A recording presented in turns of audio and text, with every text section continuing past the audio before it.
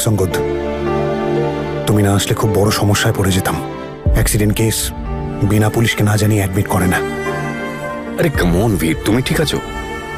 ব্যাস ওটাই ইম্পর্টেন্ট। তনু, খুব ভালো হয়েছে তুমি অঙ্গদকে ইনফর্ম করে দিয়েছিলে, আর ও এখানে এসেছে আমাদের হেল্প করার জন্য। বীর, জেসমিন কেমন আছে? আমি আমি ডক্টরের সাথে দেখা করব, আমি কথা বলবো ওনার সাথে। তুমি এক্ষুনি দেখা করতে পারবে না, ও এখন ওটিতে আছে।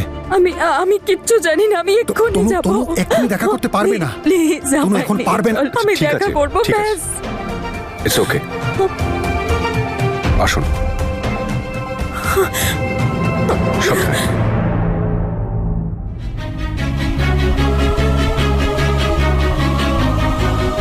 বীর, তনু, কি হয়েছে মা? আন্টি, ওই ব্যাকে একটু চোট লেগেছে। এত আঘাত? তুই ঠিক আছিস তো বাবা? মা, আপনি চিন্তা করবেন না, কিচ্ছু হয়নি, আমরা একদম ঠিক আছি। যদি ঠিকই আছিস তো এত ব্যান্ডেজ বাঁধা কেন? রেস্ট করে নিতিস। বাবা, এটাই তো আমি ওকে বলছি যে নিজের খেয়ালটা রাখতে, কিন্তু ও তো আমার কোনো কথাই শুনছে না। অমৃত কেমন আছে? অমৃত ঠিক আছে, ওর পায়ে একটু অল্প চোট এসেছে, ফ্র্যাকচার হবে হয়তো। আমি ওকে দেখবো, আমাকে নিয়ে মা, চলো। ওর এমআরআই হচ্ছে, ও বাইরে আসুক, তারপর ওর সাথে দেখা করে নিও। আর জেসমিন, ও কেমন আছে? জেসমিনের অবস্থা ভালো নয় বাবা, ও এখনো অপারেশন থিয়েটারে আছে। অপারেশন? জেসমিন ঠিক আছে তো? আমার মেয়ে ঠিক আছে তো? আর তনু, তুই ঠিক আছিস? কত ব্যথা লেগেছে তোর? আমি ঠিক আছি মা, কিন্তু আমাদের জেসমিনের অবস্থা খুব খারাপ, ওর অনেক চোট লেগেছে। শান্ত হন দিদি, একটু আসুন আসুন আসুন দিদি, সব ঠিক হয়ে যাবে। আমার মনে তো এই ভয়টাই ছিল, উপরওয়ালা আমার জেসমিনকে তার কাজে শাস্তি দিচ্ছেন না তো। এত বড় একটা অ্যাক্সিডেন্ট ঘটলো, আর ওরই শুধু সিরিয়াস কন্ডিশন। বাবা, তুমি এরকম কেন বলছো? জেসমিন তো সিট বেল্ট লাগায়নি, তাই ওর এত চোট লেগেছে। কিচ্ছু হবে না জেসমিনের, কিচ্ছু হবে না।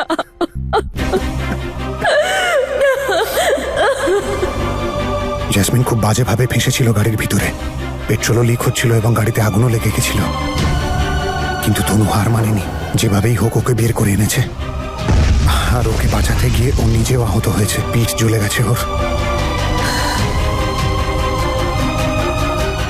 কিন্তু তনু ওকে একদম একটা বাচ্চার মতো সামলেছে, এক মুহূর্তের জন্য ছাড়েনি। আমার তনু মায়ের মনটা এতটাই বড় যে এমন একজনের জন্য জীবনের ঝুঁকি নিল, যে কিনা জীবনে ওকে অনেক কষ্ট দিয়েছে।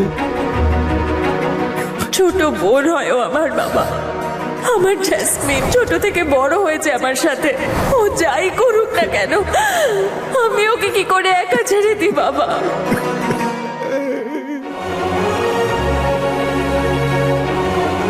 তনু, তোর অবস্থাও ভালো না মা, আয় এখানে এসে বস। আমি ঠিক আছি মা।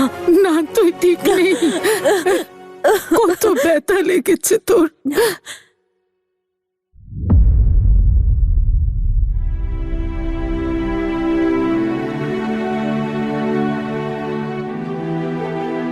একটু জল খেয়ে নিন। সমস্ত দায়িত্ব তনু ম্যাডামের কাঁধের ওপরেই আছে। তাহলে আপনাকে তো স্ট্রং থাকতে হবে, ট্রিটমেন্ট করাতে হবে, রেস্ট নিতে হবে, আমাদের সবার জন্য আর জেসমিনের জন্য।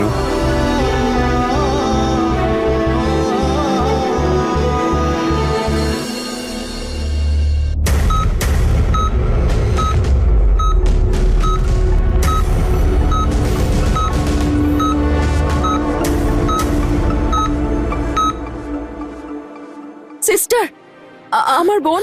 সিস্টার, আমার মেয়ে ভালো আছে তো? দেখুন, ওনার অবস্থা খুবই ক্রিটিক্যাল।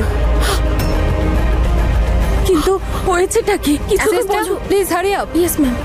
ডক্টর, কি হয়েছে জেসমিনের? দেখুন, ওনার পালস ড্রপ করছে, আমাদের তাড়াতাড়ি ব্লাডের প্রয়োজন, না হলে কিছু একটা হয়ে যাবে।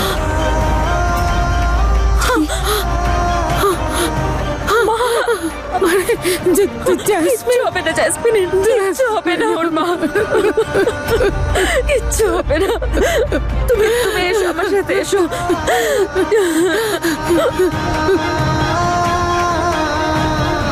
মিস্টার অমৃতের এমআরআই হয়ে গেছে। বীর, আমিও তোর সঙ্গে যাব। মিস্টার অমৃতের এমআরআই হয়ে গেছে। বীর, আমিও তোর সঙ্গে যাব।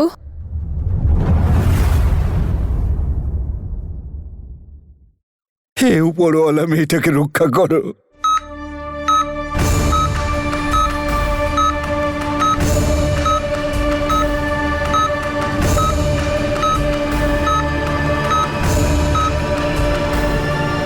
তুমি তো বলো মা, যখন সব পথ বন্ধ হয়ে যায় তখন একটা পথ খোলা থাকে। আমার সম্পূর্ণ বিশ্বাস ওপরওয়ালা আমাদের জেসমিনকে নিশ্চয়ই বাঁচাবেন।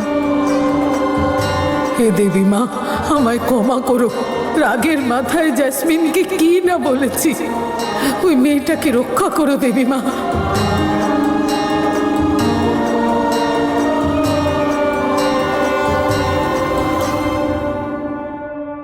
আমি ঠিক আছি মা।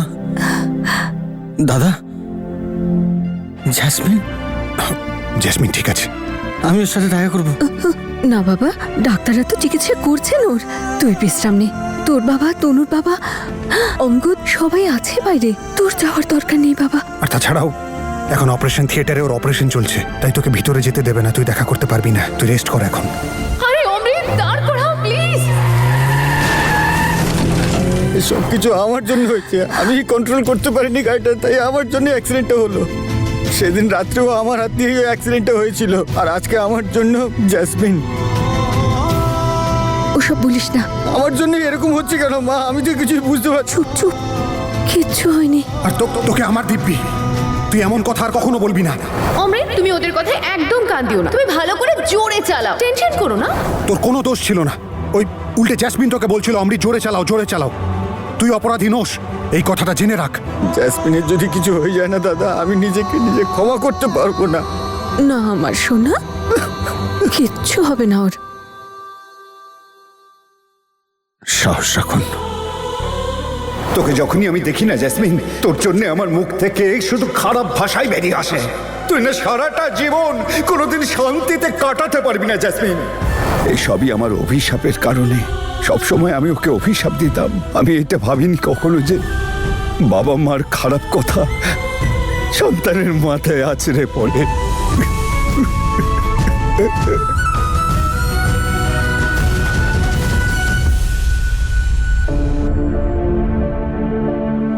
আপনি প্লিজ বাবাকে প্রেয়ার রুমে নিয়ে যান। এখানে বসে বসে কাঁদার থেকে ভালো ওপরওয়ালার কাছে কি উনি একটু প্রার্থনাই করুক। চলুন দাদা, আসুন।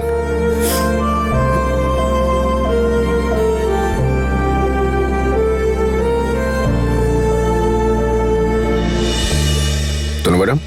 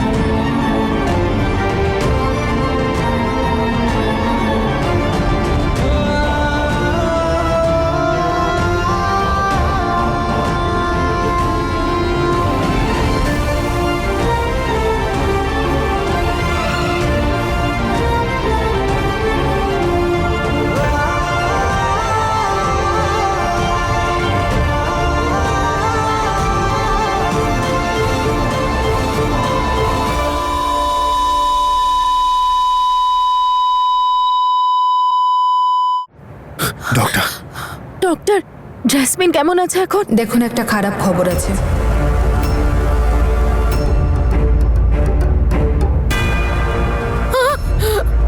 ও দিদি, কি হয়েছে ডক্টর? অপারেশন হয়ে গেছে, আমরা সম্পূর্ণ চেষ্টা করেছি, কিন্তু কিন্তু কি? কিন্তু উনি এখনো বিপদমুক্ত হননি। ওনার অবস্থা সত্যি খুব খারাপ, এখনই আমরা কিছু বলতে পারছি না।